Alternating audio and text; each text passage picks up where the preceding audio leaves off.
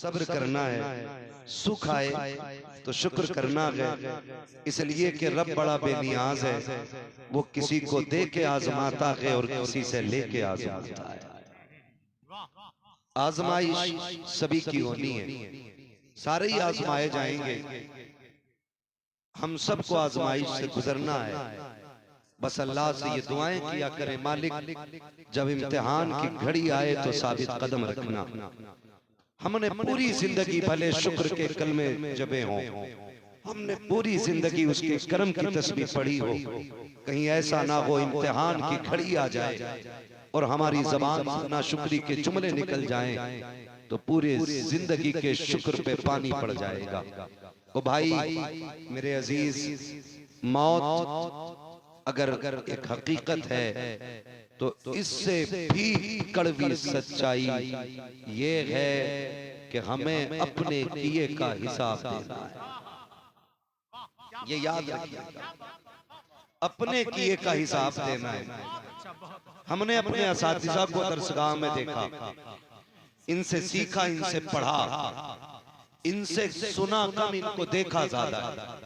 हमने इनकी शफकतें देखी, इनका प्यार देखा, इनके उसूल देखे, इनके ज़ाब्ते देखे। फिर ख्याल आया कि ये बात जो इमाम ने रखी, मेरे इमाम ने उस्ताद को मुकद्दम किया और कहा था मेरे उस्ताद, माँ बाप, भाई बहन, अहले वुल्दो अशीरत पे लाखों सलाम। आपने पहले उस्ताद को मुकद्दम किया है, आप पहले रखा है उस्ताद को। क्यों? क्योंकि समझ में आया बाप जिंदगी देता है, उस्ताद जिंदगी सवारा करता है। ये जिस सहन में आप बैठे ना, ये मदरसा है। गालिबन ये पूरा मदरसे ही की आदत है जहां पे आप बैठे हुए, और अल्लाह वालों का काम होता ही ये है कि बंदे को दुनिया से उठा करके खुदा तक पहुंचा दिया जाए। मैं चंद कड़वी बातें आपसे करूंगा और पहले प्रूफ के तौर पे बता दूं, मैं तुम में सबसे पक्का बरेलवी हूं। कोई ये ना समझे ये बरेलवी होके कितनी कड़वी बातें कर रहा है। ये मैं आपको समझा दूं, अल्लाह वालों का काम ही होता है बंदे को खुदा तक पहुंचा देना। लेकिन हमारी कौम ने क्या समझा? हमारी कौम ये समझती है कि वली का काम होता है तावीज देना, उससे डोरियां लेना, उससे झाड़ फूक कराना, ये वली का काम होता है। नहीं, ये तो एक साइड का काम है कि जब असल मकसद से फुर्सत हो तब इधर आए। आज हैरत होती है अगर पता चल जाए फला अल्लाह वाला है तो कोई भैंस की डोरी, कोई अम्मा की डोरी, कोई चचा की डोरी, कोई खाला का ताबीज, कोई फूफी का ताबीज बना दो, यही लिए फिरते हैं। ओ भाई, ये सिर्फ ताबीज करने के लिए नहीं आए थे, ये तुझे रब का खास बनाने के लिए आए थे।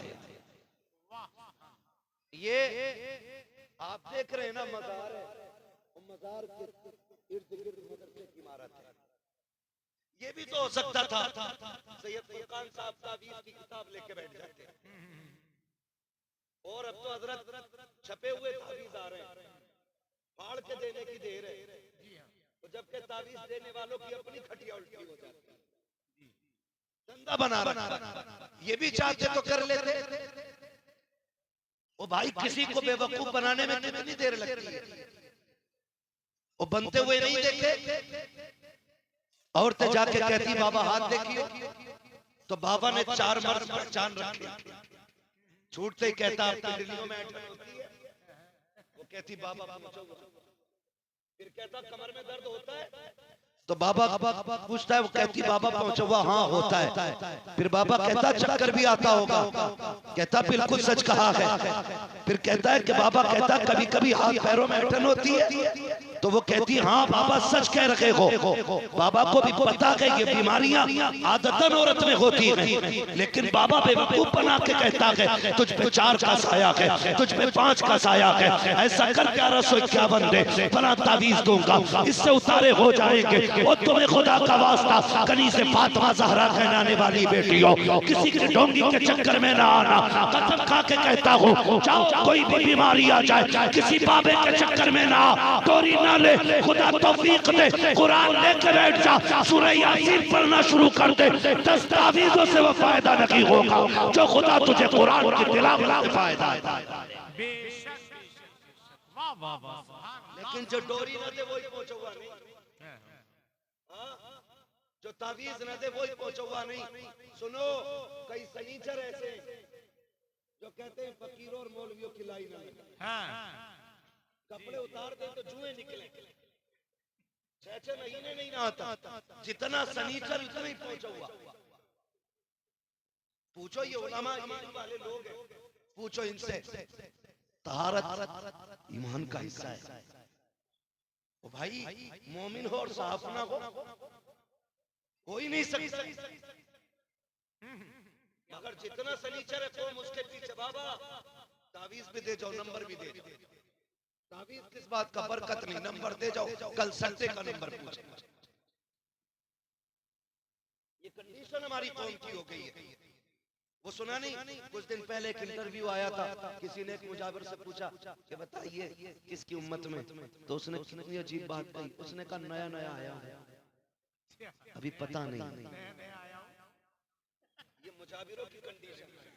इंटरव्यू सोशल मीडिया पे मौजूद है, ऐसे लोगों को मज़ारों के ठेके दे दिया जिन्होंने कौम का बेड़ा गड़ा कर दिया है। एक कह रहा जो भी आता खाली ना जाता, ऐसे दम में अल्लाह ने मेरे बरकत रखी, दाढ़ी मूड़ी कुछ नहीं। मैंने कहा क्या पढ़ता, कहता मैं सिर्फ 2 पढ़ता हूं, या हसन या हुसैन। अच्छा, जिसे नाम लेने की तमीज ना हो वो शिफा का ठेका लिए बैठे। धोखों से निकलिए, जिसके पास इल्म नहीं वो वली हो ही नहीं सकता। क्या बात, इसलिए कि विलायत ही इल्म से इब्तिदा होती है। विलायत या तो इल्म अताई होगा या कसबी होगा। कतई इल्म ना हो और वली हो, मानते ही नहीं। अगर कोई हाथ में सरसों जमा दे और अगर इल्म नहीं ना, तो वो जादूगर तो हो सकता है, वली नहीं हो सकता। इन धोखों से निकले, इन धोखों से निकले। और 70 साल से ऊपर हो गए मुल्क आजाद हुए, हमने कितने उलमा पैदा किए। अब ऐसी ऐसी शख्सियतें कहां मिलती हैं बताएं। अब इल्म से तवज्जो हटती जा रही है लोगों को। अगर पढ़ने पढ़ाने की बात तो कही जाए तो कह रहे क्या मिलेगा लड़के को पढ़ा के, 3000 5000 बस। मैं कसम खा के कहता हूँ, जितने अच्छे कपड़े ये 5000 वाले पहनता है ना, उतने अच्छे कपड़े 1 लाख वाला नहीं पहनता। नहीं पहन पाता 1 लाख की तनख्वाह वाला। जितने अच्छे कपड़े ये 5000 वाला पहन लेता है। क्यों? अल्लाह ने इसके 5000 में भी बरकत रखी है और तेरे लाख में भी बरकत नहीं है ना। तो ये हिसाब क्यों लगा रहे हो? अल्लाह रज़ाक है, रोजी अल्लाह देता है, ये फैसले उसके किसे कितना खिलाना है। हम मुसलमान हैं, हमारा रब के फैसलों पे यकीन और ईमान है। जितना उसने लिख दिया है ना, उतना कोई माई का लाल एक दाना कम नहीं कर सकता। और जितना उसने कम लिखा है ना, पूरी जिंदगी किसी के तलवे चाटो, एक दाने में इजाफा, एक दाने में इजाफा कोई नहीं सकता, एक दाने का भी। शर्त ईमान पक्का होना चाहिए, ईमान पक्का होना चाहिए। मैं अक्सर इन्हीं कड़वी बातों के चक्कर में लोगों की नजरों में घिरा रहता हूँ, है ना। फसल अच्छी हो गई तो पीर का करम है, और फसल मर गई तो मौसम की तबाही।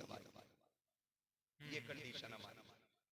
रज़ाक अल्लाह, देने वाला अल्लाह, उसे बंदे भूल गए, कोई ख्याल नहीं। क्यों? ये इल्म की कमी रही हमारे पास, इल्म की हमसे इल्म खत्म। और यही कुछ जाहिलों ने सोचा कि इस कौम को उलमा के करीब मत जाने देना, वरना ये समझदार हो जाएगी, ये समझने लग जाएंगे। इन्हें अच्छे भले की तमीज हो जाएगी। हमें तुझसे क्या सीखना है? हमने देखा है आला हजरत कैसे बने हैं, हम जानते हैं मुफ्ती आजम कैसे बने हैं, अख्तर रजा ताजुश्शरिया कैसे बने, ये हम जानते हैं। तुम कितना छुपाओगे? चलो मैं तुम्हें लेके चलो मुंबई की सरजमीन पर। सरकार मखदूम माहिमी की जिंदगी आप देखें, पूरी दुनिया खैरात लेने आज उनकी चौखट पे जाती है। जो अल्लाह वाला होता है वो इल्म का दुश्मन नहीं होता, इल्म का दोस्त होता है। हजरत मखदूम माकिमी को आप पढ़िए, आपने जैसी होश संभाला है, बाप का इंतकाल हो गया, यतीमी में जिंदगी गुजर रही है। एक दिन माँ से कहते हैं अम्मी मैं पढ़ना चाहता हूँ। माँ ने कहा लखते जिगर नूरे नजर, तेरे सिवा कोई सहारा नहीं है, एक तेरे साथ मेरी जिंदगी गुजर रही है। कोई ख्याल आता है तेरा चेहरा देख लेती हूँ, तसल्ली हो जाया करती है। कहती सुन मेरे लाडले, बाप का इंतकाल हुआ, मैंने तेरा चेहरा देख के निकाह नहीं किया, मैं ये चाहती थी कि अपने बेटे के साथ जिंदगी गुजारूं। ए मेरे लखते जिगर, अगर परदेश चला जाएगा फिर तेरी माँ किसका चेहरा देखेगी? आपसे भी कहना चाहता हूँ वलियों के मजार पे जाकर के 40 दिन चराग चलाने वालों 5 मिनट रोज अपने बाप को दे दिया करो, 10 मिनट माँ को दे दिया करो। मैं जानता हूँ मजारों पे जाना सुन्नियों का तरीका है, वलियों की खिदमत करना यह अहले सुन्नत का शिआर है, लेकिन माँ बाप की खिदमत करना ये खुदा वालों का तरीका है, मुस्तफा वालों का तरीका है। याद रखिएगा किसी मजार से उस वक्त तक नहीं मिल सकता जब तक तेरे साथ तेरे माँ बाप की दुआएं नहीं हो। बेशक ये भी क्या आप अपने माँ बाप को वक्त दें? क्या ये आज रोना नहीं है? बेटा 8 बजे निकल जाता है, शाम को 8 बजे आ रहे हैं। अब्बा अपना दुख किस वक्त बताए अपने बेटे से? वो परेशान है, वो कब कहे तुझसे कि मेरी खांसी परेशान कर रही है? वो फेफड़ों की शिकायत कब करेगा तुझसे? हमें तो वक्त ही नहीं है साहिब। और भाई जिसने पाला पोसा बड़ा किया, आज उसके लिए 5 मिनट का वक्त नहीं है। मैं कहता हूँ 4 जुमेराते आके चराग जलाना है तो मैं 8 जुमेराते जाके घुटने टेकने तैयार। बूढ़ा बाप आवाज देता रह गया, उसका हाल दिल सुनने का वक्त न मिला हमें। और ये कौन बताएगा? ये वही बताएंगे जिसके पास बुजुर्गों का फैज भी होगा, मदरसे का दिया हुआ इल्म भी होगा। वरना क्या मतलब पड़ा है जी? क्या मतलब पड़ा है? हमें भीड़ से मतलब है, हमें लोगों की तूफान से मतलब है। आग लगे ऐसी भीड़ों में जो माँ बाप के ना हो। ओ भाई हर खानका से तभी मिलता है जब बंदा माँ बाप का वफादार होता है। हम तो खुल के कहते हैं यहाँ नहीं, आप यहाँ से बगदाद चले जाओ, बगदाद से मदीना शरीफ चले जाओ, मदीना शरीफ से काबा शरीफ चले जाओ, खुदा भी उस वक्त तक नहीं देगा जब तक आप अपने माँ बाप को राजी करके नहीं जाओ। ये भी ज्यादा जरूरी है। कुछ दिन पहले अखबार में खबर आई, एक नौजवान को माँ ने पाला, बच्चा यतीम था। माँ कभी कभी बच्चों से इतना प्यार करती है कि यतीम बच्चे के साथ जिंदगी गुजार देती है। हालांकि हक होता है उसे निकाह करने का, लेकिन दूसरा निकाह इसलिए नहीं करती मेरे बेटे की जिंदगी में दुख ना आए। पूरी जिंदगी बार देती है एक औरत, एक माँ बच्चे के लिए। तो वो बच्चा ना अपनी माँ से बोला तुझे उम्रा करने लेके जाना है। तमाशा बना दिया लोगों ने, आज पिकनिक के तौर पे मदीना जा रहा है। पिकनिक के तौर पे ना जाओ, खुदा की कसम पिकनिक के तौर पे ना जाओ, एक ख्वाब बना के जाओ, एक तमन्ना लेके जाओ। वो जमीन बड़ी मुकद्दस जमीन है, बड़ी मुकद्दस जमीन है, हरम की जमीन और कदम रख के चलना। अरे सर का मौका है वो जाने वाले है, खुदा करे जाएं जिंदगी में एक बार जरूर जाएं, लेकिन इतना भी ना जाएं कि उस जमीन का अदब भूल बैठे। बहुत ज्यादा कहीं जाने से भी उसकी कदर महसूस कम करने लगता है। अभी आप देखें, मेरे सरकार मेरे उस्ताद गिरामी मौजूद हैं, मैं पूरी जिम्मेदारी के साथ कहता हूँ, अमीर ना और गरीब, अमीर जिस अदब से मदीने जाता है, गरीब जिस अदब से मदीने जाता है, अमीर उस दर्द से मदीने नहीं जाता है। क्यों? अमीर ये हिसाब लगा लेता है कि हाँ अगले साल फिर आ जाएंगे, अगले महीने फिर आ जाएंगे, लेकिन गरीब जब जाता है ना पूरी पूंजी लगा के जाता है। हाँ, उसकी तो हिम्मत भी नहीं होती कि बाबे जिब्रील में जाए। वो कभी कोने से लग के खड़ा होता है, कभी दूर से हुजूर के बाजार की ज़ियारत करता है। उसे डर सताता बेअदबी ना हो जाए, कहीं ये जिंदगी का पहला और आखिरी सफर ना हो, ये सोच के वो कांप जाता है। और अमीर, अल्लाह माफ करे, मैं जाने से मना नहीं करता, मगर इतना जरूर कहूंगा खुदारा जाना ना तो अदब के साथ जाना। अदब के साथ जाना। खुदा अगर उस जमीन पे ले जाए ना किस्मत से, तो कभी उनका हरम देखना, कभी अपने कदम देखना। वो कहा था मैं कहाँ हूँ ये समझ लूं तो उठाऊं नजरें, दिल जो संभले तो मैं फिर गुंबदे खजरा देखूं। ओ भाई इस अदब से वहां जाओ, इस अदब से वहां जाओ कि उस जमीन का एहतराम होना चाहिए। आज तो माफ कीजिए, बीबी के गले में हाथ डाल के पीछे काबा है और सेल्फी लेके डाल के कह रहा दुआ करना अल्लाह सफर कबूल करे। गैरत नहीं आती, सफर को आग तो यही लग गई जब तूने हरम में खड़े होकर बीबी के गले में हाथ डाला।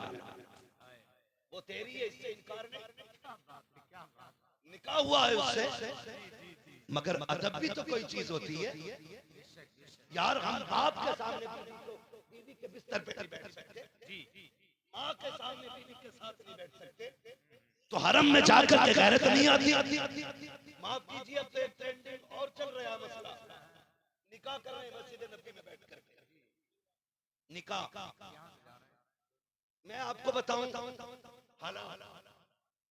भाई हो क्या गया है, सिर्फ झूठी शोहरतों के लिए, वरना अकीदा तो ये है कि हुजूर वहां से यहां का भी देखते थे।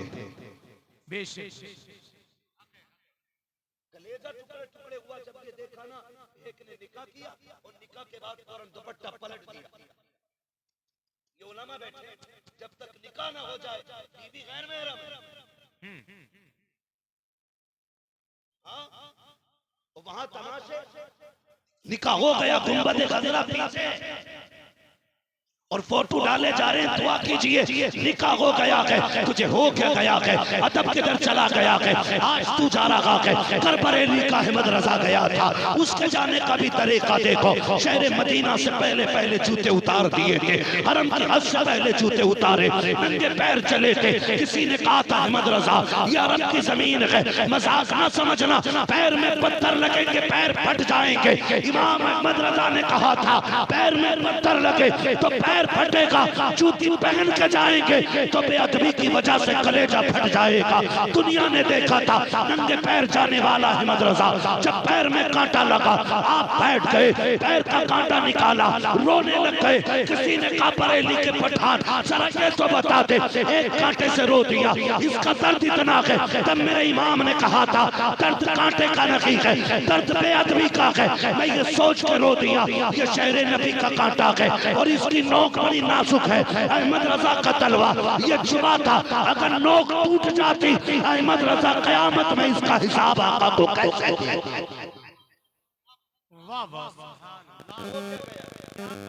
जा रहे तमाशे करके आ रहे, बंद करो ये तमाशे। अमीर हो माना के दौलत है तुम्हारे पास, आप कहीं भी जा सकते हो, कम से कम हुजूर के शहर का तो अदब करो, हुजूर के शहर का तो अदब करो। वहां भी बेगैरती की इंतहा कर दी। खुदा ले जाए ना कभी, मैं फिर कहूंगा मेरे यार, खुदा ले जाए तो जिंदगी का आखिरी सफर समझ के जाना और वहां हाल दिल हुजूर से कहना है, दुनिया से नहीं, दुनिया से नहीं। बंद कर देना मोबाइलों को एक बक्से में, जितने तुम जमीन पे रहो, बस ये सोच के वहां घूमना है हम हर घड़ी हुजूर की नजरों में, हर लम्हा हुजूर की नजरों में, वरना तो बार बार लोग जाते खाली आ जाते। कई बार बंदा एक बार जाता है मुकद्दर जाग जाते। वो एक हजाम था, नाई बाल काटता था, बाल जब वो हज करके वापस आया ना तो वहां के बंद बनता था, काम छोड़ दिया।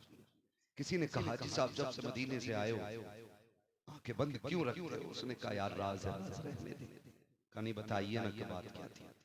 उन्होंने कहा कि पूरी जिंदगी हुजूर के शहर के लिए तरसता रहा, मैंने पाई पाई करके जोड़ी और किस्मत मुझे हुजूर के शहर ले गई। उसने कहा जब मैं हुजूर की जालियों के करीब पहुंचा तो इश्क इतना बढ़ गया मेरा कि मैं खुद को रोक न सका, मैंने हुजूर की जालियों की तरफ दौड़ लगा दी। कहा वहां मुतव्वा खड़ा था, उसने मेरा बाजू पकड़ के झटका दिया, मैंने उससे बाजू छुपाया, दौड़ लगाई, वो पीछे भागा यहाँ तक कि मैंने हुजूर की जालियां पकड़ ली। कहा जैसी जालियां पकड़ दी उसने इधर से खींचा, मैं उधर पकड़े हुए, उसने इतनी सख्ती से मेरे हाथ पे डंडा मारा कि मैं बेहोश हो गया। वो कहता इधर बेहोश हुआ, वो आंख इधर बंद हुई है, उधर दिल की आंख खुल गई है। मैं बेहोश होके गिरा, बस फिर क्या गए हुजूर सामने आ गए। वो फरमाते सामने सरकार थे, मेरा हाथ पकड़ा है हुजूर ने, और एक हाथ नीचे से एक ऊपर से, और यूं हाथ फेर के कह रहे हैं दर्द हो रहा है। मैंने कहा हुजूर आने नहीं दे रहे थे ये लोग, तो हुजूर मुस्कुरा के कह रहे थे आंसू ना बहा, यार तक आने के लिए चोट खानी पड़ जाती है। वो बूढ़ा कहता है कि बस मेरी आंख खुली और मैं रोता हुआ वापस आया। कहता आज भी इस उम्मीद में आंखें बंद करे रहते हैं, काश फिर से वो लम्हा हो जाए, फिर से हुजूर आ जाए, फिर से मुस्तफा की ज़ियारत हो जाए। ओ भाई ये है इश्क मुस्तफा, खुदा ले जाए तो अदब से जाना, अदब से जाना। आज भी हुजूर सबको देख रहे हैं, सबकी सुनते हैं मुस्तफा। हाँ हाँ अल्लाह तौफीक दे तो करें। मैं कह रहा था खुदा तौफीक दे मदीने जाना तो अदब से जाना, लिहाज कीजिएगा। मैं बस आपसे इतना कहूँगा, आज ना कोई भी काम दुनिया के लिए ना करें, दुनिया के लिए ना करें। हम सारे काम दिखावे के करते हैं। बस मैं मौजू पे पलट के आऊं, वक्त बड़ी तेजी से गुजर रहा है। हाँ, तो वालिदा से कहने लगे अम्मी मैं पढ़ना चाहता हूँ, मखदूम माली याद है ना, मैं पढ़ना चाहता हूँ। आज तो लोग टांग खींचते हैं अगर कोई पढ़ाने का काम करना शुरू करे। मदरसे बनाए तो लोग कोई एप्लीकेशन दे देता है, कोई थानों में मुखबरी करता है। हजरत ये देखा लॉकडाउन हुआ, कोरोना का दौर गुजरा ना, तो कुछ लोग चुपके से बच्चों को कुरान जिनके 17, 18, 20 पारे हो गए थे, उनको हमारे उलमा ने ना जब घर में पढ़ाना शुरू किया ना, तो कुछ शैतान फितरत लोग ना फोन करके कह रहे देखो इनके यहाँ 10 बच्चे पढ़ रहे। मैं कभी कभी सोचता हूँ जो मदरसों के मुखालिफ हैं, जो मस्जिदों के मुखालिफ हैं, जो कुरान के खिलाफ रहते हैं, वो किस मुंह से हुजूर के सामने जाएंगे? मेरी समझ में बात नहीं आ रही। जन्नत भी उन्हीं की है, कौसर भी उन्हीं का है। अभी भाई हमारे गुलाम गौस गजाली ने पढ़ा था कि फकत इतना सबब है इनेकाते बज़्म महशर का कि उनकी शान महबूबी दिखाई जाने वाली है। नाज़िर रज़ा साहब बड़े नकीब हैं, ऐसे हजारों शेर इनको आते होंगे, लेकिन नहीं आया तो अभी हमारी समझ में नहीं आया। हमें तो खतीब को चाहिए कि जो हंसा दे, चटकुले सुना दे, मूड बन जाए। जलसों में मूड बनाने ना आया करो, खुदा तौफीक दे तो जलसों में तकदीर बनाने आया। बहुत दिन हो गए मौज लेते लेते, खुदा करे कि हमारी आपकी जिंदगी का आखिरी जलसा हो और सूरज सुबह का न देखे। नसीब वाला होगा वो जब आखिरत में किताब खुलेगी, पूछा जाएगा आखिरी महफिल कौन सी थी, तो कहा जाएगा तेरे महबूब की महफिल सजा के बैठे थे। हमारी इब्तिदा अज़ान से हुई है, इंतहा नमाज पे सुनी है। तो ये मौके जिंदगी में बार बार नहीं मिलते।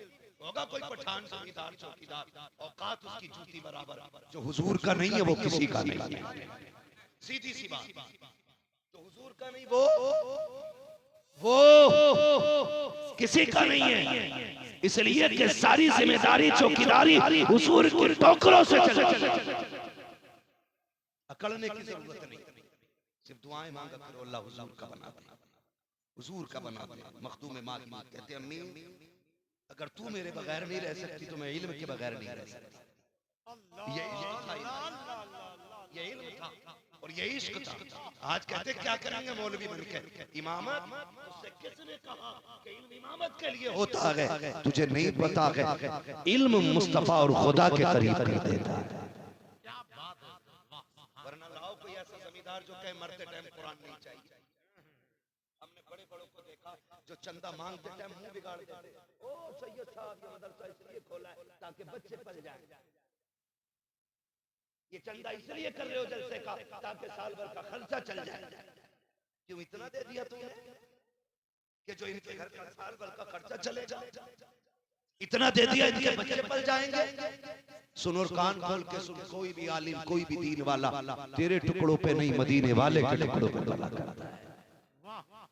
और हम तो कहते हैं तेरे टुकड़ों पे पले गैर की ठोकर झिड़कियां खाएं कहां छोड़ के सदका। मखदूम मागी में क्या क्या अम्मी मैं इल्म के बगैर नहीं रह सकता। सुने जो माँ के नाफरमान, बहुत गौर से मेरी बात सुन। माँ ने कहा बेटे मैं तेरे बगैर नहीं रह पाऊंगी, बता इल्म चाहिए या माँ चाहिए? इल्म चाहिए या माँ चाहिए? ख्याल आया इल्म फिर भी सीख लेंगे, माँ चली गई तो फिर नहीं मिलेगी। कहने लगे बस माँ चाहिए। और ये कह के रोते हुए अंदर चले गए। माँ ने बेटे को रोते देखा ना, माँ माँ होती है। वो भाई जो रुतबे 12 साल की रियाजत से नहीं मिलते ना, वो माँ के 2 जुमलों से मिल जाए। ये भी याद माशाल्लाह। वो नहीं देते जो माँ के 2 जुमले दे दिया करते हैं। रोते हुए अंदर गए ना, माँ ने हाथ उठा दिए। अल्लाह तू जानता है ना मेरे बेटे ने इल्म छोड़ दिया मेरे लिए, अल्लाह मेरे बेटे के इल्म का घर ही पे इंतजाम फरमा दे। अल्लाह मेरे बेटे के इल्म का घर पे इंतजाम फरमा दे। ये माँ के जुमले निकले, आप बेकरार थे, रोते हुए समंदर के किनारे चले गए। जब गए बैठे थे एक पत्थर पे, देखा सामने से ना खूबसूरत दुर्वेश नजर आए, सफेद कपड़े, सफेद लिबास, बेहतरीन खूबसूरत चेहरा। देखा आपके करीब आ रहे हैं, आप पत्थर पे बैठे हुए ना आप आंसू बहा रहे थे। उन बुजुर्ग ने आके कंधे पे हाथ रख के कहा बेटे खैर तो है? कंधे से हाथ हटा के कहा बाबा अपना काम करो, मुझे मेरे मामले पे रोने दिया जाए। आप कहते हुआ क्या? कहा जाइए मुझे मेरी तकदीर पे रोने दीजिए, मेरे मुकद्दर में इल्म नहीं है। कहा बताओ कहना क्या चाहते हो? कहा बाबा ये दुनिया है, यहाँ लोग रो के सुनते हैं, हंस के उड़ा देते हैं, आपसे क्या दर्द दिल कहना? कहते हैं बता तो सही बेटे, शायद कि मैं तेरे काम आ जाऊं। आने वाले ने इतना कहा। हजरत मखदूम माकिनी कहते हैं बाबा जी बात यह है कि मुझे इल्म से इश्क है और मेरी माँ को मुझसे इश्क है। माँ कहती है तुझे नहीं जाना है, मैं कहता हूँ मैं इल्म नहीं छोड़ सकता। हजरत जी मैंने माँ के लिए इल्म का रास्ता छोड़ दिया है, इतना सुनना था। मखदूम माकिनी से आने वाले बुजुर्ग कहते हैं बेटे परेशान क्यों होता है, आंसू पोंछ ले, आज एक वादा करते हैं तू यहीं आया करना पढ़ने के लिए, हम यहाँ आते रहेंगे पढ़ाने के लिए। मखदूम माकिनी कहते हैं आप हो कौन, आपका भरोसा कैसे किया जाए? आने वाले ने कहा मुझे नहीं जानते हो, मुझे खिज़्र कहा जाता है, मैं तेरी तालीम के लिए आया हूँ। हजरत मखदूम माकिनी कहते हैं क्या आप वही खिज़्र हैं जिनके किस्से माँ ने सुनाए हैं? क्या वही खिज़्र हो जिनकी दास्तान चूल्हे पे बैठ के सुनी है? कहा बेटे मैं वही खिज़्र हूँ। कहा आए किस लिए हो? कहा तुझे पढ़ाने आए हैं। खुशी खुशी कहते हैं तब तो मैं आता रहूंगा। हजरत खिज़्र कहते हैं मखदूम बेटे बात सुनो, एक वादा कीजिएगा कि ये राज किसी से बताओगे नहीं कि मैं तुम्हें पढ़ाने के लिए आता हूँ। जब तक ये राज रहेगा हम पढ़ाने आते रहेंगे। मखदूम पाक ने वादा किया आप पढ़ने आते रहे, ये पढ़ाने आते रहे, लेकिन माँ तो माँ हुआ करती है, आप दोपहर के वक्त में आ जाते, मखदूम माकिनी पढ़ते, फिर शाम को वापस जाते। एक दिन माँ ने कलाई थाम ली, कहा मखदूम मेरे लाल। कहा जी अम्मी। कहा रोज दोपहर को चले जाते हो, मैं तलाश करती रहती हूँ कहाँ जाते हो? बेटे तेरे बगैर जी नहीं लगता है। आज माँ ने पूछ लिया है जाते कहाँ हो? दिल तो कहता था झूठ बोल दो, लेकिन इश्क ने कहा जब पहले माँ के लिए इल्म का रास्ता छोड़ा रब ने खिज़्र भेज दिया था, आज फिर माँ को इख्तियार दिया जाए, अल्लाह फिर कोई रास्ता दे देगा। ओ यार माँ बाप से वफा किया करो, माँ बाप से मोहब्बत करना प्यारे। हजरत मखदूम माकिनी कहते हैं अम्मी जान एक राज है। कहा कौन सा राज है? कहते माँ बता नहीं सकता। कहा क्या बात बेटे, ऐसा कौन सा राज है जो माँ से छुपा रखे हो? तब मखदूम माकिनी ने कहा था अम्मी मुझे खिज़्र पढ़ाने आते हैं, मैं रोज उनसे पढ़ने जाता हूँ। माँ खुश हो गई, सीने से लगाया, कहा बेटे रोज पढ़ने के लिए जाना। जब इतना कहा रो दिए, कहने लगे माँ खिज़्र को नहीं आना है। कहा क्यों? कहा उन्होंने वादा किया था कि अगर किसी से बता दोगे तो हम आना बंद कर देंगे।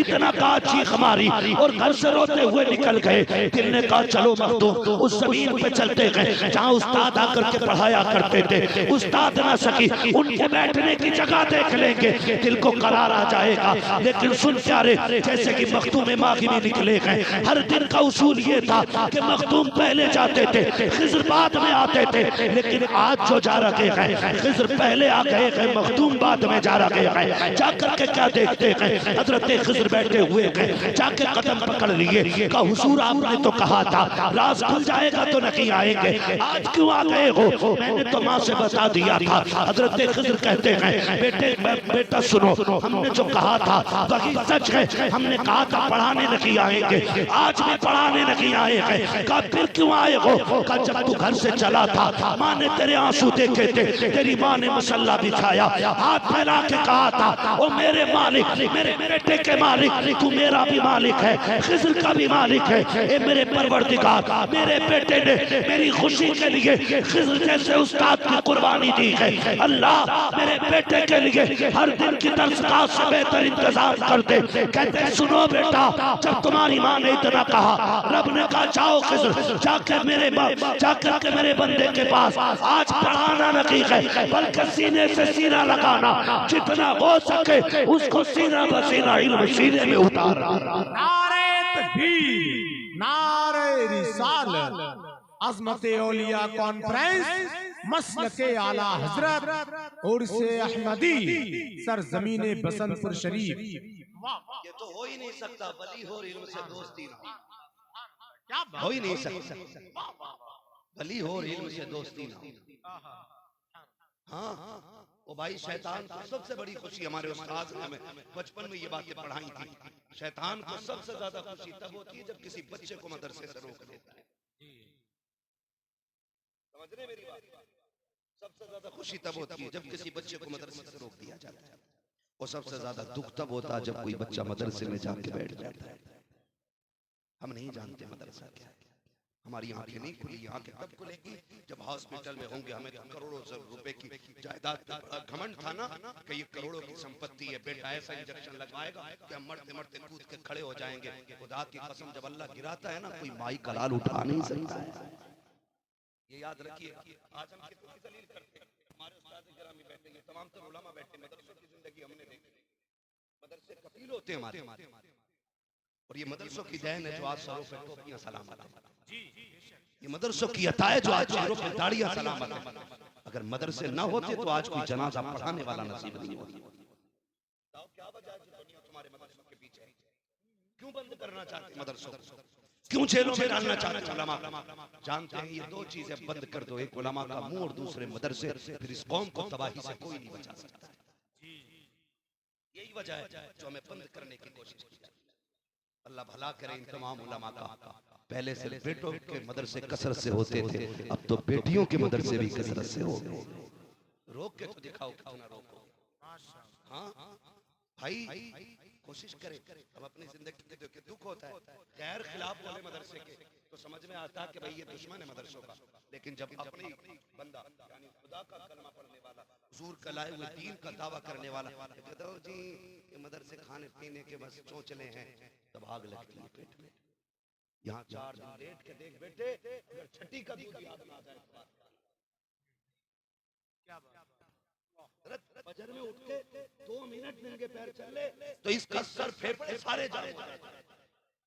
सलाम करते हैं मदरसा चलाने वालों, सलाम है पढ़ने वालों का जो पूरी सर्दी ठंडे फर्श पे बैठ कर कुरान पढ़ के गुजार देते, नज़ला तक नहीं उठाएगा। वजह क्या है? वजह यह है कि मदरसे वाले सिर्फ तेरे मेहमान नहीं, ये मदीने वाले के मेहमान होते हैं। ये वजह, यही वजह है।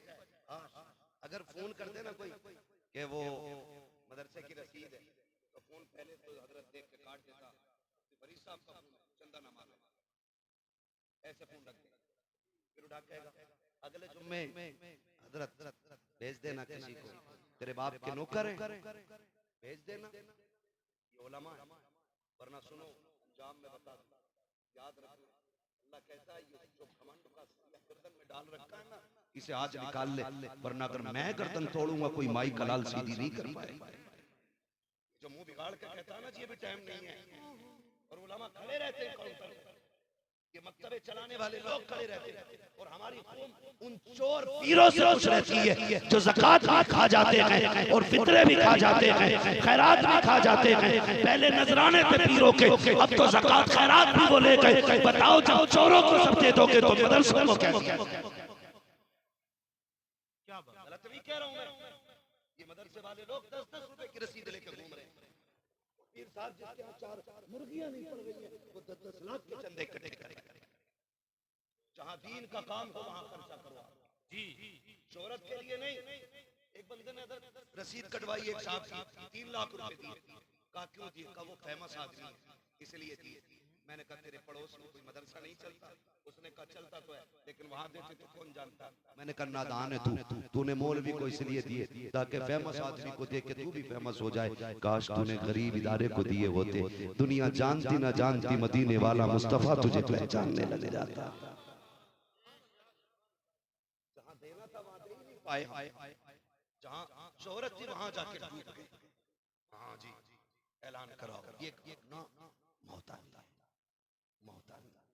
ऐसा कोई बंदा है जो नहीं चाहता कि रूह आसानी से निकल जाए? सब ये चाहते हैं ना कि रूह आसानी से निकल जाए। हमारे तो मिस्र भी इतने अच्छे रहते हैं, हमारी तो तमन्ना भी ये रहती है। तो कहा था ना किसी ने, इतना तो कर्म करना ऐ चश्मे करीम आना, जब जान लबों पर हो तुम सामने आ जाना। है ना, हम उस लम्हे की तलब करते हैं और जिंदगी उनके वारिसों से लड़ते हुए गुजर गई, दीन के खादिमों को गाली देते हुए गुजर गई। किस मुंह से हुजूर का सामना करेंगे? क्या तुमने नहीं देखा अल्लाह ने जिन्हें गिराया? जाओ कभी हॉस्पिटल जाओ, आईसीयू वार्ड देखना जाके, वहां गरीब नहीं अमीर पड़े होते, अमीर पैसे वाले लोग, ऑक्सीजन लगी है, सांस भी नहीं ले पा रहा है, मुंह खुला कब नहीं। ये वो है जो कहता था मौलवी को बैठाओ अभी टाइम नहीं। ये वो है जो कहता था अगले जुम्मे आना। ये वो जो देख के रास्ते बदल देता था। आज किधर गई तेरी दौलत? कहाँ गया तेरा पैसा? कहाँ गया तेरा खुमार? कहाँ गया तेरा गुरूर? ला निकाल के कौन बचाएगा? जाते हैं ना रिश्तेदार, कोई जूस ला रहा, कोई केले ला रहा, और देखो आईसीयू में झांक के आंसू टप टप गिर रहे। कौन है? सेठ साहब है ये। क्यों आंसू गिर रहे? गोया ये कह रहे आज ये जूस क्यों लाए हो? आज मुझे इसकी जरूरत नहीं है। ये फल क्यों लेकर के आए हो? इसकी जरूरत नहीं है। क्या चाहिए? कहते कोई ऐसा बंदा ले आओ जो सूरह यासीन का पानी पढ़ के आखिरी सांस में याद आई ना यासीन शरीफ। ओ भाई खुदा तौफीक दे तो अपने पीछे ऐसे पेड़ लगा दो, ऐसे पेड़ लगा दो कि इधर आंखें बंद हो, उधर खुदा की रहमतों का सिलसिला जारी हो जाए। और ये कब बनेगा? ये कब होगा? गारंटी है भाई। मैं भी किसी बाप का बेटा हूँ, मेरे भी औलाद है, आप भी किसी के बेटे, आपकी भी औलाद है। मैं अगर पूछ लूं कोई बंदा बताएगा तुम्हारे परदादा की कब्र कहाँ है, ईमानदारी से 90% लोगों को परदादा की कब्र मालूम। ये सच्ची बात होगी भाई, गलत कह रहा हूँ? 15% लोगों को जब हमें ही नहीं याद है तो आपको क्या लगता है आने वाली जनरेशन तो और ज्यादा बिजी होगी? उसे तो अब्बा की खबर याद रह जाए, बड़ी बात है। दादा की कहां से याद हो? जाते डर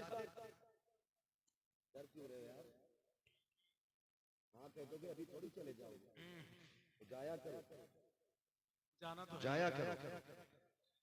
जाते कब्रिस्तान, जो खुद नहीं जाता उसे 4 लोग कंधे पे लेके जाते हैं, मगर फर्क इतना है जो खुद से चल के जाता है वो लौट आता है, क्या बात है, और जो कंधे पे जाता है वो लौट के नहीं आता है। आला हज़रत कहते हैं हाय गाफिल वो क्या जगह है जहां 5 जाते हैं 4 फिरते हैं, है ना? 5 जाते हैं 4 फिरते हैं, जाते नहीं कब्रिस्तान। देखो सर नहीं लो, पढ़े लिखे लोग हैं, अब तो हर कोने में स्कूल है, अब तो सारे लोग पढ़ रहे हैं, जाते हैं स्कूल। पढ़े हुए लोग नहीं है ना, तो फिर मुंह से बोलिए कब्रिस्तान देखा है? कब्रें देखी है? इतनी ऊंची होती है ना। कुछ भाइयों ने हाथ उठा दिया, वो धोखे में हो गया, मसला कोई नहीं। कब्रें देखिए, कब कब जाते हैं? जुमे वाले जरूर जाया करें। फरमाया गया जो जुमे के दिन माँ बाप या बाप या माँ या इनमें से किसी एक कब्र की ज़ियारत करता है, अल्लाह उस बंदे को अगर जहन्नमी होता है तो जन्नती बना देता है। जिसकी कब्र की ज़ियारत में इतनी बरकतें हैं, उसके चेहरे की ज़ियारत में कितनी बरकतें हैं। उधर नहीं जाने, बस इतना समझ ले, जाते कब्रिस्तान सारी कब्रें सलामत होती है कि कुछ गली भी होती है, बैठी भी होती है, कुछ में तख्ते दिखाई देते, गारंटी अपनी पक्की रहेगी। बोलो बोल सकते इधर वाले लोग? गारंटी है कि अपनी सलामत रहेगी? नहीं ना, 1-2 बारिशें झेल जाए बड़ी बात, तीसरी में बैठ जाती है। और जिनके लिए हलाल हराम कमा के बचा के रखा, इसकी वफा जानते हो? जिस चादर को ओढ़ के मरोगे ना, ये तेरा बेटा उस चादर को ओढ़ेगा नहीं। उतार के फकीर को देके कहेगा लो इसको नहीं ओढ़ना, इसमें अब्बा मरा था। कुछ जगहों पे नासिर भाई चारपाई उठा के बाहर रख देते, नहीं इस पे नहीं सोना, डर लग रहा है। उस चारपाई पे सोते हुए डरेगी दुनिया। इनके लिए तुमने हराम इकट्ठा किया, जो मरने के बाद तो क्या सांस रुकते कि तेरे नहीं रहते, फिर तो बाप को छूते हुए डरते हैं। मैं पूछना चाहता हूँ, जो तेरे मुंह में लुक़्मे चबा के खिलाता रहा, ये तेरा गैर तो नहीं था? जो तुझे कंधों पे बिठाता रहा, ये तेरा दुश्मन तो नहीं था? आज ये मर गया है, इसके बदन को छूते हुए तुझे डर लग रहा है। कपड़े उतारने वाला और आएगा। इतनी बेवफा दुनिया गई है, ये गुस्ल भी देने तेरे अपने बेटे नहीं आएंगे। गुस्ल देने वाला और होगा, कफन पहनाने वाला और होगा। जब जनाजा चलने लगेगा, एक बार कंधे दे के पीछे हट जाएंगे, सोचेंगे हक अदा कर दिया है। जब कब्र में उतारने की बारी आएगी, सगे बेटे उतारने को तैयार नहीं होते, कहते फूफा तुम उतारो, खालू तुम उतारो। आज हो क्या गया है? ये दुनिया की बेवफाई है। इसके लिए खुदा से झगड़ा ना करना, मुस्तफा से नाराजी मोल ना लेना। ये बड़ी बेवफा दुनिया के, जब मिट्टी डालने पे दुनिया आती है, एक एक सुराख तलाश करके बंद किया जाता है। कहीं पे घास डाली जाती है, कहीं पे कपड़े ठूसे जाते हैं, एक एक कोने को तलाश करके बंद कर दिया जाता है। तेरे अपनों को 5 मिनट का वक्त नहीं है तेरी कब्र पे खड़े हो सके। ओ मुस्तफा को नाराज करने वालों, जरा दिल पे हाथ रख के बताओ, जब आखिरी तख्ता लगेगा तब अंधेरे का आलम क्या होगा? दुनिया छोड़ आएगी। कोई कहता बिरयानी ठंडी ना हो जाए, कोई कहता कौरमा ठंडा ना हो जाए, कोई कहता प्लेटें कहाँ से आएगी, सारे खाने में लग जाते हैं। तेरे सवालों से किसी को लेना नहीं है। तेरी कब्र की जिंदगी का मतलब सारे भूल जाते हैं। कसम खा के कहता हूँ, जिनके लिए तुमने अल्लाह रसूल को नाराज किया, ये मिट्टी डाल के आ जाएंगे। अगर तख्ता लगने के बाद तेरी कब्र में तेरा सहारा बन के अगर कोई आएगा, तो वो ज़हरा का बाबा होगा, हसनैन का नाना होगा, वकी होगा, जिसके मदरसे को जिसका घर कहा जाता।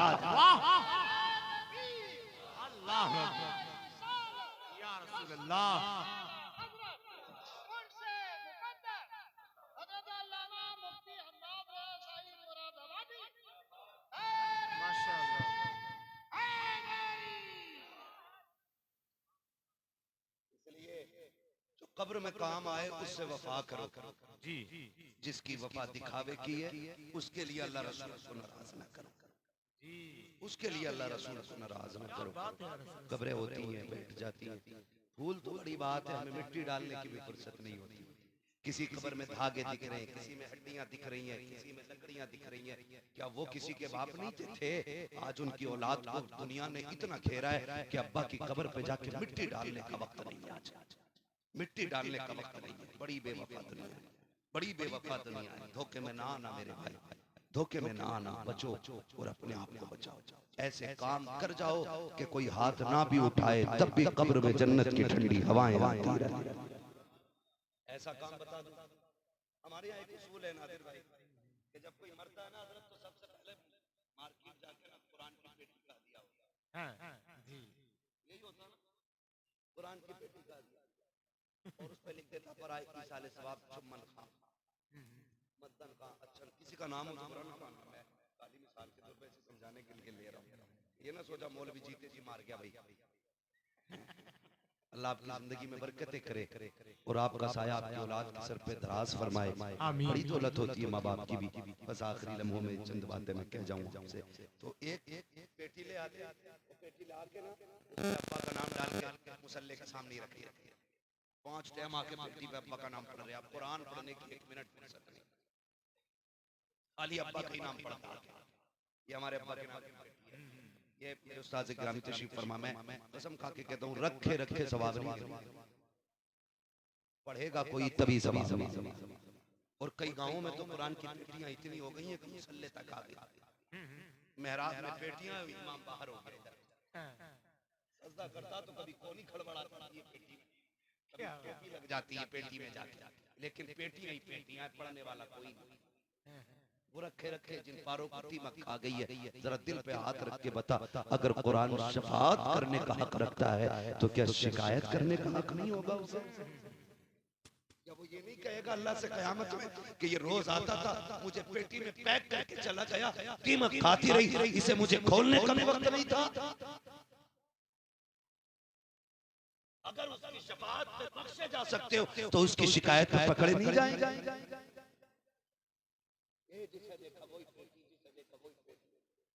तो भाई काम अगर करना है ना, खुदा तौफीक दे तो इतना करे। मदरसा है ना बन रहा है जी जी जी, इंटर पढ़ना रह गया।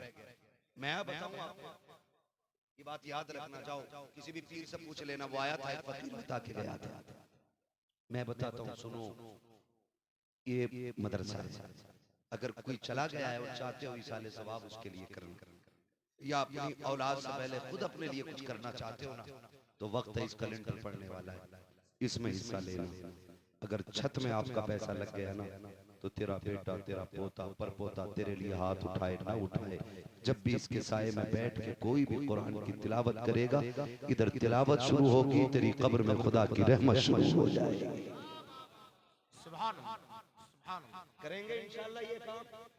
नौजवानों जीते जी कर जाइए, अपनी जिंदगी में वो काम कर जाओ जो तुम किसी के मोहताज ना करे। बेटा पाता नहीं करता, ना कोई कब्र पे आना नहीं चाहता, तो हमारे लिए हुजूर का घर हुजूर का घर काफी है। क्या तुमने नहीं देखा इदारे में, हम जिस इदारे में पढ़ते अल जामिअतुल कादरिया, सरकार गवाह है इस बात के कि जब हम पढ़ने के फजर में उठते थे, बड़ा ठंडा पानी होता था, ठंडे पानी से वुजू करके पढ़ते थे।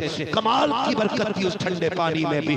आज उसने इतना ऊंचा कर दिया है, इतना ऊंचा कर दिया है कि आज पानी कहने की देर नहीं होती, कई तरह का पानी मौजूद हो जाता है।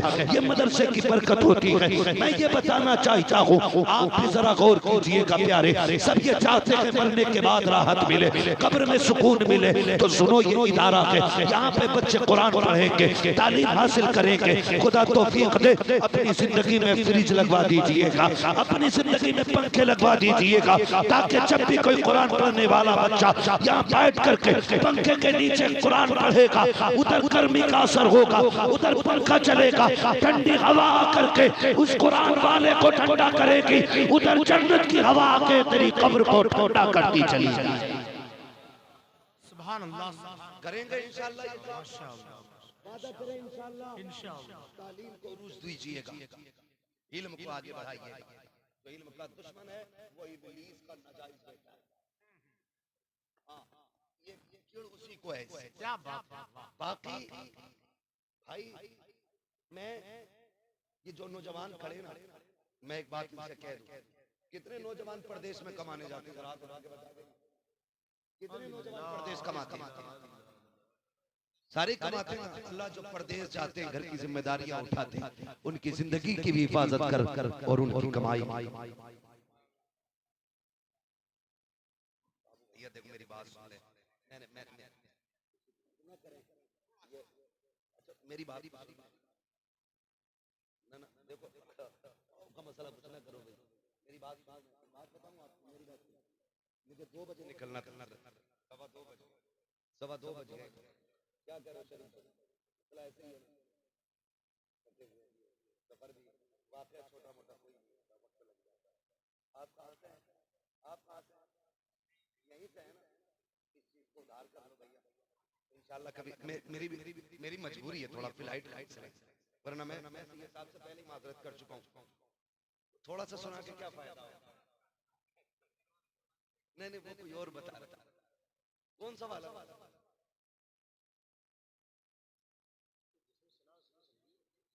तो मोबाइल में सुन लेते, मोबाइल में भी तो मसला है।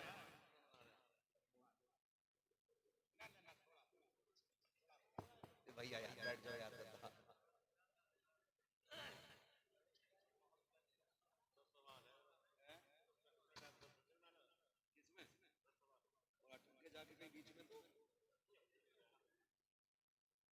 है ना, मैंने कहा परदेश जो रहते हैं अल्लाह उन्हें सलामत रखे और मुश्किल जिंदगी है, मुबारकबाद के मुस्तहिक है जो पूरी जिंदगी अपने घर वालों को संभालने में लगा देते हैं, ठीक है ना। जो परदेश रहते हैं वो तो रहते ही हैं, और जो देश में रह के उनकी कमाई के नए कपड़े पहन के कॉलर खड़ा करके घूमते हैं ना, उनसे पूछो क्या करते हो। एक भाई सऊदी में है, पता चलता है ये इतना बड़ा ठलुआ है जो सऊदी में है, उसके कमाई के कपड़े पहन करके नेता बना बना रहे हैं। क्या हुआ? हाँ, और जब वो 10 साल में पलट गया सरकार, तो वो जीरो का जीरो ही है। पता चला ये नेताजी खा गए सारी, उसे चुनी करनी, तो उनके साथ इंसाफ किया करो। जो 8 साल 10 साल वतन से बेवतन रहते हैं, मुश्किल होती है वतन की कसम से। वतन की जो परदेश की ईद है ना, वो अपने यहाँ की मौत से भी ज्यादा बदतर होती है। इनका दर्द समझा करें, इनका ख्याल रखा करें।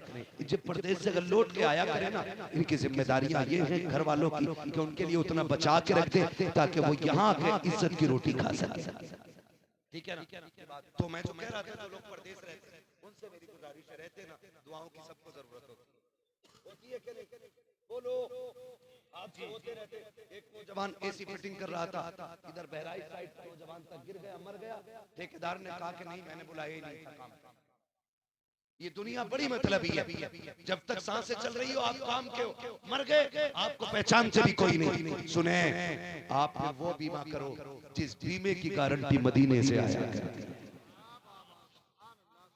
मैं आपसे बता दूं, अगर परदेश रहते हो ना, अपनी कमाई का कुछ हिस्सा मदरसे पर लगाया करो, कुरान वालों पर लगाया करो, सिर्फ इतना आप दे दें। और मदरसे वालों की जिम्मेदारी है, ये बच्चों से इतना कह दें कि जिसने ये दिया कि उसके लिए हाथ उठा दे। कसम खुदा की कहता हूँ, एक नौजवान ने मुझे फोन करके कहा हजरत वो दुआ करना जरा, कल गाड़ी एक्सीडेंट से बच गई। मैंने कहा क्या हुआ? बोले आंख लग गई थी, काफी दूर तक सोते सोते चला लिया। मैंने कहा अच्छा, रोड भी सीधा था, का जजमेंट भी अच्छा था, नींद में भी स्टेयरिंग नहीं बहका। मैंने कहा पगले, नींद में तो बड़े अच्छे अच्छे गिर जाते हैं, तुझे क्या लगता है कैसे बचा? मैंने कहा बता करता क्या? उसने कहा जब भी चक्कर लगा के घर आता हूँ ना, तो मैं अपनी कमाई का कुछ हिस्सा मदरसे के बच्चों पे खर्च करता हूँ। मैंने कहा तेरे तजर्बे ने नहीं बताया, तुझे कुरान वाले की दुआओं ने बचा दिया। क्या बात है? वक्त कम है बेटे, वक्त कम है, बस सुनने जरा सी है ना। तो मैंने ये बात कही, इसलिए आपसे गुजारिश है आप जो है ना दुआओं का जखीरा इकट्ठा करें, और वापस बाहर जाते हैं ना तो अपनी हिफाजत के तौर पे दुआओं वाले लोग रखें, दुआएं वाले लोग रखें। मैं थोड़ा सा जिक्र छेड़ के खत्म कर दूंगा मेरे भाई, ठीक है ना। मैं बस खत्म कर दे रहा हूँ। मौलाए कायनात मौला अली है, तहज्जुद का वक्त है, घर से निकले, साथ में शहजादों को लिए नहीं दूसरा वाला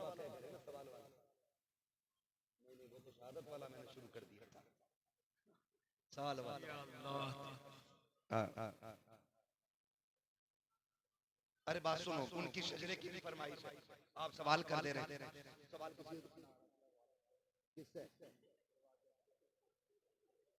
कंपटीशन नहीं, नो कंपटीशन, हंसना नहीं है। हुजूर की महफिल में मैं सबकी फरमाइश का एहतराम नहीं कर पाऊंगा, मैं सबकी फरमाइश का एहतराम नहीं कर पाऊंगा। जब मेरे नबी ने फरमाया अना मदीनतुल वाली बाबूहा, मैं इल्म का शहर हूँ, अली उसका दरवाजा है, तो यहूदियों में ना चर्चे होने लग गए कि अली क्या है जिसके लिए नबी ने कहा है कि मैं इल्म का शहर, अली उसका दरवाजा। क्यों ना जाके चेक कर लिया जाए कि अली के पास है कितना। आए ढूंढते ढूंढते हजरत अली को तलाश करते हुए आगे मदीने शरीफ में, सामने हजरत अली जा रहे हैं। उन्होंने रोका, कहने लगे आप कौन? कहा कि मैं अली हूँ। आपको किससे मिलना है? कहा अली से। उन्होंने ऊपर से नीचे तक देखा, कहने लगे क्या जमाने में क्या कोई और भी अली है मदीने में? हजरत अली ने मुस्कुरा के कहा काम बताओ, पूरी कायनात में सिर्फ एक ही अली है, अपना काम बताइए। काम उन्होंने कहा जी इख्तिलाफ और होता है, मुखालफत और होती है। आज इख्तिलाफ नहीं है, मुखालफत है। आज इख्तिलाफ नहीं, मुखालफत है। इख्तिलाफ ये होता है कोई अपना मौक़िफ़ पे दलील अगर दे दे, सामने वाला चुप हो जाए, ये इख्तिलाफ। और मुखालफत ये माननी नहीं है तेरी, चाहे कुरान पढ़ के सुना दे, करनी है। तो आज मुखालिफतें जिसकी वजह से फसाद फैला हुआ है, एक दूसरे को नीचा करने की कोशिश, एक दूसरे को नीचा करने की, जलील करने की। याद रखिए अल्लाह जिसे उठा दे कोई माई का लाल गिरा नहीं सकता है, और जिसे खुदा गिरा दे कोई फिर से उसे उठा नहीं सकता। इज्जत जिल्लत का मालिक अल्लाह, कोई किसी को नीचा करने की कोशिश न करे। उन्होंने कहा कोई और भी अली, आपने फरमाया पूरी कायनात में सिर्फ एक अली है, पूछो क्या पूछना है। कहा सुना है तुम्हारे आका ने तुम्हें इल्म के शहर का दरवाजा कहा है। कहा सच कहा है। कहा हम पूछना चाहते हैं कि आपके पास वाकई उतना इल्म है, हमारे चंद सवाल हैं। कहा पूछो कौन सा सवाल है। उन्होंने कहा वो एक क्या है जिसका जैसा दूसरा कोई नहीं, वो दो बताएं जिसके जैसा तीसरा कोई नहीं, वो तीन बताएं जिसके जैसा चौथा कोई नहीं, वो पांच बताएं जिसके जैसा छठा कोई नहीं, वो छह बताएं जिसके जैसा सातवां कोई नहीं, वो सात बताएं जिसके जैसा आठवां कोई नहीं। इसी तरह पूछते पूछते 12 तक पहुंच गए। मौलाए कायनात ने एक एक करके सबका जवाब देना शुरू किया। हजरत अली फरमाते हैं वो एक खुदा है जिसके जैसा कोई दूसरा नहीं है। बोले जरा सुभान अल्लाह। सुभान अल्लाह। अब तो तुम्हारी मर्जी की कर रहा हूँ, थोड़ी सी करनी, पूरी नहीं कर पाऊंगा। आप फरमाते हैं वो एक खुदा है जिसके जैसा कोई दूसरा नहीं। उन्होंने कहा वो दो बताओ जिसके जैसा तीसरा कोई नहीं। आप फरमाते हैं वो दिनों रात है जिनके जैसा तीसरा कोई नहीं है। उन्होंने कहा वो तीन बताइए जिसके जैसा चौथा कोई नहीं। आप फरमाते हैं वो लोह कलम कुर्सी है जिसके जैसा चौथा कोई नहीं। कहा वो चार बताओ जिसके जैसा पांचवा कोई नहीं। आप फरमाते हैं तुरैज, ज़बूर, इंजील, कुरान, ये चार आसमानी किताबें ऐसी हैं जिनके जैसा पांचवा कोई नहीं। कहते हैं वो पांच बताओ जिनके जैसा छठा कोई नहीं है। आप फरमाते हैं ज़ोहर, असर, मगरिब, इशा, फजर, ये पांच नमाजें हैं जिनके जैसा छठा कोई नहीं है। वो कहते हैं वो छह बताओ जिनके जैसा सातवां कोई नहीं। आप फरमाते हैं वो 6 दिनों रात है जिनमें अल्लाह ने जमीन व आसमान को पैदा किया है। कब वो 7 बताओ जिनके जैसा आठवां कोई नहीं। आप फरमाते वो 8 जिनके जैसा आठवां कोई नहीं है। काबे के तवाफ भी 7 बोलो सुभान अल्लाह। फिर वो कहते हैं वो 8 बताओ जिसके जैसा 9वां कोई नहीं है। आप फरमाते हैं हजरत सालेह अलैहिस्सलाम के भागी उम्मती हैं जिनके जैसा 9वां कोई नहीं है। ये बताते बताते बात 12 तक पहुंच गई। मैं सारा नहीं बताऊंगा। जब सारे आप जवाब दे चुके ना, उसके बाद आप कहते हैं ये जवाब हो गए। उन्होंने कहा ये जवाब तो मुकम्मल हो गए। फिर सर जोड़ के बैठे, ऐसा सवाल करो ये फंस जाए। हजरत अली नमाज के लिए जा रहे, आस्तीनें ऊपर की, जल्दी करो नमाज जा रही है। काली ठहरिए, वो ये सोच रहे थे रुकेंगे तो नमाज जाएगी और जाएंगे तो सवाल रह जाएंगे, जीत हमारी होनी है। आप कहते जल्दी करो। उन्होंने सबने सर जोड़े, कहने लगे एक सवाल का जवाब और दे जाओ। कहा क्या? कहा वो कौन से जानवर हैं जो अंडे देते, वो कौन से जानवर हैं जो बच्चे देते। वो तो ये सोच रहे थे अली ये बताएंगे कि मोर, तीतर, बटेर, एक एक करके बताएंगे तब भी नमाज का वक्त चला जाएगा। लेकिन अली अली है, फरमाते वक्त कम है, बता मैं दे रहा हूँ, हिसाब तुम लगा देना। कहा क्या? कहा जाओ पूरी दुनिया घूम के आ जाओ, जिन जानवरों के कान अंदर को होते हैं वो अंडे देते हैं, जिनके बागर होते हैं वो बच्चे देते हैं। का मिसाल का चुहिया कितनी छोटी होती है, कान बागर होते हैं, बच्चे देती है। मछली डॉल्फिन कितनी बड़ी होती है, कान अंदर को होते हैं, अंडे देती है। सब जाने लगे, उन्होंने दामन पकड़ा, काली ऐसे ना जा, हमें भी अपना बना। ऐसे भी क्या जल्दी है? उन्होंने काली मान गए हैं। अगर अली का इल्म ऐसा है तो नबी का इल्म कैसा है? जब उनके गदा भर देते शाहान ज़माना की झोली, मोहताज का जब ये आलम गए मुख्तार का आलम, क्या होगा? अब शजरा उधार रहेगा। अब नहीं भाई, अब सारी मन की नहीं होगी, कुछ हमारी भी होगी। वादा करते इंशाअल्लाह मदरसों को मजबूत करेंगे, वादा करें इंशाअल्लाह तालीम को मजबूत करेंगे, कुरान का शौक पैदा करेंगे, मौत की तैयारी करेंगे, कब्र ठंडी करेंगे और फिर फख्र से करेंगे लहद में इश्क़ रुख़े शह का दाग लेके चले, अंधेरी रात सुनी थी चराग लेके चले, तेरे गुलामों का नक्शे कदम है राह खुदा, वो क्या भटक सके जो ये सुराग लेके चले। बस जो हुए गलत उनको माफ फरमाए रब्बे कायनात।